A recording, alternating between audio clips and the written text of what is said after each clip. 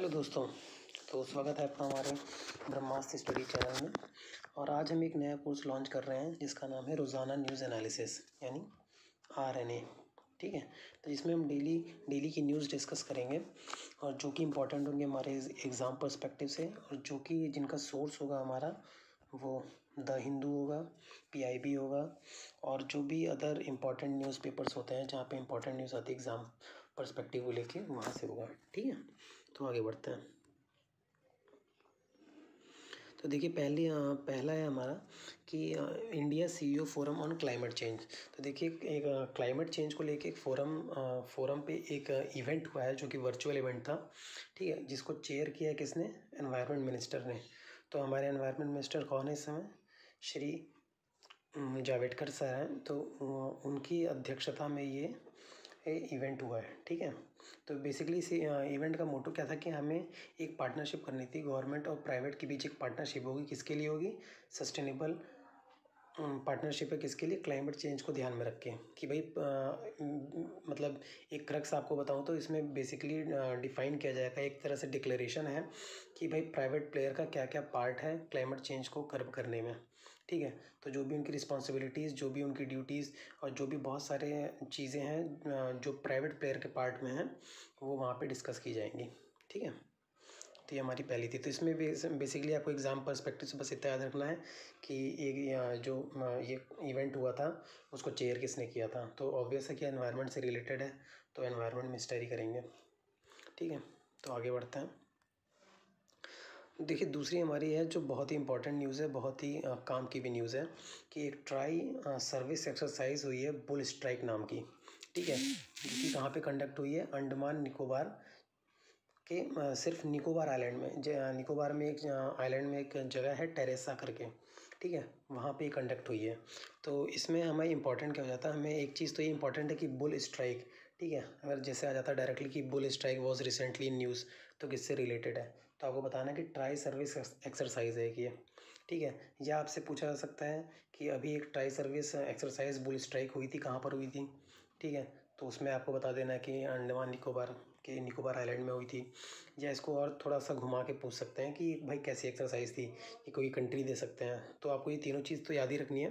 Plus साथ में आपको एक और चीज़ ध्यान में रखना है कि भाई देखिए ये हमारी आर्मी, नेवी और एयरफोर्स तीनों ने मिल के ये एक्सरसाइज किया है। और ये कहाँ पे किया है? ये देखिए निकोबार में किया है, जिसे मैप में आप देख पा रहे होंगे, जो कि बहुत करीब है किसके? स्टेट ऑफ मलक्का के। तो इसका मतलब क्या हुआ? इसका सीधा सीधा ये मतलब है कि हम कहीं ना कहीं चाइना को एक मैसेज देना चाहते हैं। जिस तरह चाइनीज़ नेवी की एक्टिविटीज़ बहुत बढ़ रही हैं हमारे इंडियन ओशियन साइड में, और प्लस जो उनका असर्टिव नेचर है साउथ चाइना सी में, तो उसके रिगार्डिंग हम एक मैसेज देना चाहते हैं उनको कि भाई हम भी तैयार हैं एकदम। ठीक है, तो जब भी कंट्रीज़ एक दूसरे को मैसेज देना चाहती हैं तो ज़्यादातर जनरली वो क्या करती हैं? एक्सरसाइज कंडक्ट करती हैं हाई लेवल पे। ठीक है, तो ये उसी तरह की एक एक्सरसाइज है चाइना को बेसिकली एक मैसेज देने के लिए, जो कि बिल्कुल स्टेट ऑफ मलक्का के करीब में है। ठीक है, तो हमें जो इम्पोर्टेंट चीज़ है वो याद रखनी है इसमें, जो 3 चीज़ें आपको बताई है। ठीक है, नेक्स्ट न्यूज़ है हमारी कोट्टूर एलिफेंट रिहैबिलिटेशन सेंटर को से रिलेटेड। ठीक है, तो भाई देखिए ये जो रिहैबिलिटेशन सेंटर है ये लार्जेस्ट केयर सेंटर बनने वाला है वर्ल्ड का। ठीक है, तो इसमें अब आपको क्या ध्यान देना है? इसमें आपको ये ध्यान देना है कि भाई कोट्टूर एलिफेंट रिहैबिलिटेशन सेंटर है कहाँ पे? ठीक है, तो ये केरला में है। ठीक है, केरला में कहाँ पे? तिरुवनंतपुरम में। ठीक, तो हमें कोई भी चीज़ पढ़नी है तो एग्ज़ाम पर्सपेक्टिव से पढ़नी, बहुत सारा गार्बेज पढ़ने की ज़रूरत नहीं है किसी में भी कि भाई एग्ज़ाम में क्या पूछ सकते हैं, और थोड़ा बहुत हमारी जनरल नॉलेज के लिए। ठीक, तो हमें वही पढ़ना है, कोई फालतू चीज़ें नहीं पढ़नी है।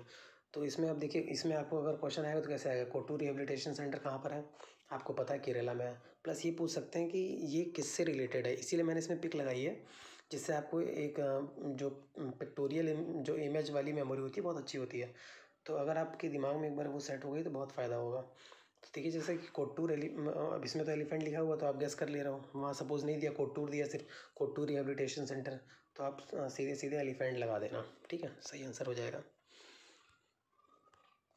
नेक्स्ट हमारा है जो बहुत इंपॉर्टेंट न्यूज़ है जिसमें आपको ध्यान देना है कि सागर कवच कोस्टल सिक्योरिटी एक्सरसाइज।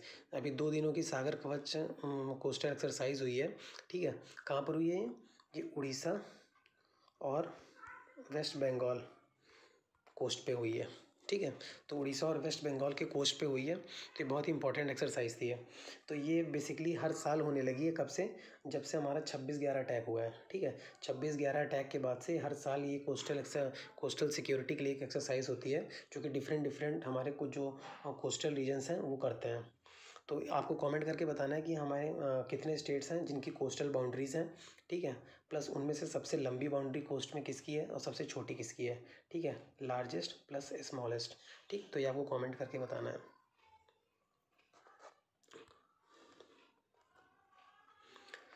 तो एक इम्पॉर्टेंट न्यूज़ और है कि भाई सबको पता है कि जो भी एस्पिरेंट है उसको पता है कि भाई हमारे नीति आयोग ने एक एस्पिरेशनल डिस्ट्रिक्ट बनाए थे 2016 में, ठीक है। एस्पिरेशनल डिस्ट्रिक्ट प्रोग्राम आया था 2016 में, जिसके तहत क्या था कि हमारे 115 जो पुराने जो पिछड़े एक तरह से बैकवर्ड डिस्ट्रिक्ट थे, जिनको एस्पिरेशनल एक पॉजिटिव नोटेशन के साथ डिनोट करके हमने काम करना स्टार्ट किया था कि उसमें वहाँ जो बेसिक कम्युनिटीज़ जो भी दिक्कतें हैं उनको एक एक क्लब करके, तो ऐसे सारे डिस्ट्रिक्ट जो भी पिछड़े हैं बैकवर्ड हैं उनको एक साथ करके उनकी प्रॉपर रैंकिंग निकाल के उनको डेवलप करने का प्लान किया था, जो कि बहुत ही अच्छा एक इनिशिएटिव था नीति आयोग का, ठीक है। तो उसी के रिगार्डिंग जो ये हर महीने एक रैंकिंग देते हैं कि किस स्टेट में किस डिस्ट्रिक्ट ने टॉप किया उसमें, जितने भी एस्पिरेशनल डिस्ट्रिक्ट हैं।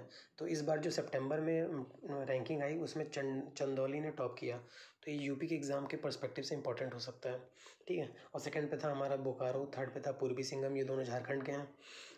तो हाँ, ये दोनों झारखंड के हैं, सेकंड और थर्ड। देखिए अब क्या क्या पैरामीटर्स होते हैं इसमें जिसको लेके हमने ये रैंकिंग डिसाइड की है। एक तो होता है हेल्थ एंड न्यूट्रिशन, ठीक है, education, agriculture, water resources, financial inclusion, skill development and basic infrastructure. तो देखिए अगर हेल्थ अच्छी है, ठीक है, तो ऑब्वियस है कि अगर हेल्थ अच्छी है तो एजुकेशन भी अच्छी होगी। एजुकेशन हेल्थ कैसे अच्छी होगी, जब वहाँ का एग्रीकल्चर भी अच्छा होगा, ठीक है। वाटर रिसोर्सेज का साफ़ पानी मिल रहा है कि नहीं, पानी मिल रहा है कि नहीं, इरीगेशन के लिए पानी मिल रहा है कि नहीं, और स्किल डेवलपमेंट, क्या स्किल प्रॉपर प्रदान की जा रही है बच्चों को कि नहीं की जा रही है। प्लस बेसिक इंफ्रास्ट्रक्चर का मतलब है कि आपको प्रॉपर रोड मिल रही है कि नहीं कनेक्टिविटी के लिए, क्योंकि कनेक्टिविटी के बिना आप कोई भी डेवलपमेंट नहीं ला सकते हो कभी भी। और एक बहुत इसमें इंपॉर्टेंट है फाइनेंशियल इंक्लूजन, ठीक है। जैसे हमारा जनधन था ना, जैम ट्रिनिटी, आपको पता होगा, जनधन, आधार, मोबाइल, तो क्या इनकी प्रॉपर रीच है कि नहीं, इंटरनेट कनेक्शन है कि नहीं। तो सारी चीज़ों को ध्यान में देखकर उनको पीछे से जो बैकवर्ड डिस्ट्रिक्ट है उनको एक तरह से बीमारू जो कहा जाता था कि एक जो बीमार हैं जो कुछ जगह जो डिस्ट्रिक्ट जो राज्य, उनको उनमें से कुछ डिस्ट्रिक्ट को निकाल के उनको सही करने का प्लान है। तो देखिए कुछ वन लाइनर्स हैं जो इंपॉर्टेंट न्यूज़ थी हमने कवर कर ली। कुछ वन लाइनर हैं जिनको जो हमें ध्यान में रखने, जो सिंपल कभी कभी वनडे एग्जाम में आ जाते हैं। जैसे कि एनएसडीसी ने लॉन्च किया है प्रोजेक्ट फ्यूचर रेडी। अब सिंपल डायरेक्ट आ सकता है कि फ्यूचर रेडी जो प्रोजेक्ट है किससे रिलेटेड है, प्लस किसने लॉन्च किया है। तो एनएसडीसी ने लॉन्च किया है, ठीक है, स्किल डेवलपमेंट से रिलेटेड है, ठीक। 1 लाख बच्चों के लिए तो स्किल प्रदान की जाएगी वहाँ पे, क्योंकि देखिए अभी हमारे यहाँ क्या है कि हमारे यहाँ डिमांड एंड सप्लाई का बहुत बड़ा गैप है। जो कंपनीज डिमांड करती हैं उनको वो सप्लाई नहीं है, जो स्किल वो चाहती हैं वो स्किल सप्लाई नहीं हो पाती। इसलिए वो कभी भी देखिएगा आप, ज़्यादातर जो अच्छी कंपनीज होती हैं वो पहले रिक्रूट करती हैं, फिर अच्छी खासी उनको ट्रेनिंग देनी पड़ती है कि भाई हम क्या आपसे काम लेंगे। तो इस गैप को फिल करने के लिए जो जैसी डिमांड है वैसी सप्लाई के लिए एक हम फ्यूचर रेडी प्रोजेक्ट तैयार कर रहे हैं, ठीक है, जिसके तहत हम हर साल 1 लाख बच्चों को तैयार करेंगे कि भाई फ्यूचर रेडी हो सके वो, और हमारी जो कंपनीज डिमांड है वो सप्लाई हो सके। दूसरा है कि एक आरबीआई ने अनाउंस किया है को lending scheme for banks and NBFC for priority sector. तो इसके तहत क्या है कि बैंक क्या करेंगे, प्रोवाइड करेंगे loan with NBFC to priority sector borrowers based on prior agreement, ठीक है। जो प्रायर एग्रीमेंट होगा उसके तहत एनबीएफसी ये एक लोन प्रदान करेंगे, किसको, एनबीएफसी को, प्रायोरिटी सेक्टर बोरोवर्स में, ठीक है। तो जो भी प्रायोरिटी सेक्टर बोरोवर्स होंगे उनको बैंक लोन दे सकेंगे। और एक तीसरा हमारा प्रियंका राधाकृष्णन, ठीक है, बहुत इंपॉर्टेंट न्यूज़ है, बहुत ही आजकल न्यूज़ में भी है कि प्रियंका राधाकृष्णन जो है वो पहली मिनिस्टर बनी है न्यूजीलैंड में जो कि इंडियन ओरिजिन की हैं, ठीक है। और इनकी एक बहुत ही वायरल हुई थी, इन्होंने मलयालम में एक स्पीच दी है पार्लियामेंट में वहाँ के, तो काफ़ी वायरल हुई थी। और लास्ट हमारा कि मणिपुर के हैं ज्ञानेंद्रो निगोम्बम, जो कि पहले हॉकी इंडिया के प्रेसिडेंट बने हैं नॉर्थ ईस्ट से, ठीक है। नॉर्थ ईस्ट से हॉकी इंडिया के प्रेसिडेंट हैं, जो कि पहले प्रेसिडेंट हैं नॉर्थ ईस्ट इंडिया से हॉकी हॉकी इंडिया के, ठीक है। नॉर्थ ईस्ट से हमारे पहले हैं, कौन है? ज्ञानेंद्र निंगोमबम, तो इनका नाम इंपॉर्टेंट हो जाता है। प्रियंका राधाकृष्णन का नाम इंपॉर्टेंट हो जाता है। बाकी इसमें फ्यूचर रेडी प्रोजेक्ट किससे रिलेटेड है ये इंपॉर्टेंट है, ठीक है। तो बाकी तो आज का फ़िलहाल इतना ही था। और एक चीज़ आपको बताना चाहूँगा मैं, देखिए इसके जो हमने पढ़ा था अभी क्लाइमेट चेंज से रिलेटेड, ठीक है। तो क्लाइमेट चेंज में हमारे 3-4 टारगेट थे जो आप ध्यान में रख सकते हैं कि भाई हमने जब पेरिस का क्लाइमेट डील हुई थी तो उसमें कुछ कुछ हमारे टारगेट थे कि कुछ हमारे नेशनली डिटरमाइंड टारगेट थे NDC करके, ठीक है। तो उसमें हमारे 4 थे। तो उसमें पहला हमारा यही था कि हमें 33 से 35% जो है अपना कार्बन एमिशन कम करना है 2030 तक, ठीक है। और इसके लिए बेस ईयर हमने क्या माना था? 2005 के लेवल से 2030 तक में 33 to 35% कम करना है, ठीक। और वहीं हमारा दूसरा था कि हमें जो भी हमारे इलेक्ट्रिक पावर जनरेट होती है, ठीक है, उसमें हमें 40% जो रखना है, 40% वो नॉन फॉसिल फ्यूल से रखना है, ठीक। 2030 तक में हम क्या करेंगे, जितनी भी इलेक्ट्रिक पावर हमारी जनरेट होती है उसमें उसकी जो 40% होगी वो नॉन फॉसिल फ्यूल से करेंगे हम जनरेट, ठीक है। ऐसा हमारे टारगेट है, प्लान है। और तीसरा क्या है हमारा कि भाई कार्बन सिंक हमें बनाना है कि हम कार्बन एमिशन को, जो भी कार्बन है कार्बन सिंक जो वहीं पर कार्बन को जो एक तरह से एक्यूमुलेट कर सके। तो वो उसका जो हमारा है जो हमारा है 2.5 to 3 बिलियन, ये हम कार्बन सिंक बनाने का प्लान किया हम लोगों ने। प्लस एक आपको लास्ट बहुत ही इंपॉर्टेंट है, और प्लस आपको पता भी होगा, काफ़ी न्यूज़ में रहा है कि हमारा जो रिन्यूएबल सोर्स है, जो हमारी बिजली जनरेट करने की, जो पावर जनरेट करने की जो कैपेसिटी है, जो हमने एक प्लान किया था कि 175 गीगावाट, ये हम 2022 तक जनरेट कर लेंगे रिन्यूएबल सोर्स से, ठीक है। जिसमें हमारा 100 सोलर का था। तो ये हमारा 2022 तक 175 गीगावाट, ठीक है, रिन्यूएबल से था। और जो कि 2030 तक क्या हमारा प्लान है? 450। 2030 तक हमारा प्लान है 450 करने का, ठीक है। 2030 तक हमें 450 गीगावाट रिन्यूएबल सोर्सेज से जनरेट करना है, और 2022 तक में हमें 175, ठीक। तो ये कुछ इंपॉर्टेंट न्यूज़ थे आज की। और ये हमारा एक मेगा प्रोग्राम है, प्लस ये हमारा डेली का प्रोग्राम है कि हम डेली आपसे मिलेंगे एक RNA के साथ, ठीक है।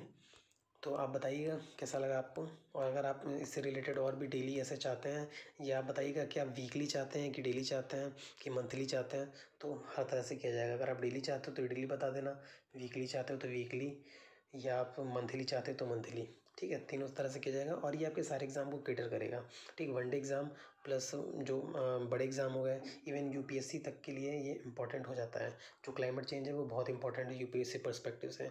वन लाइनर्स तो UPSC के लिए इतने इंपॉर्टेंट नहीं है, पर जैसे कुछ ऐसे बेसिक चीज़ें हैं, जैसे कुट्टूर है, कुट्टूर के बारे में कभी कभी पूछ सकते हैं। और हमारा प्रोजेक्ट फ्यूचर रेडी है, ठीक है। बुल स्ट्राइक बहुत इंपॉर्टेंट हो जाता है। तो ऐसे कुछ इंपॉर्टेंट चीज़ें हैं जो हर एक एग्ज़ाम में कहीं ना कहीं इंपॉर्टेंट होंगी, वो आपको हमारे इस कोर्स में मिलेंगी, ठीक है गाइस, ठीक है। तो okay, thank you so much.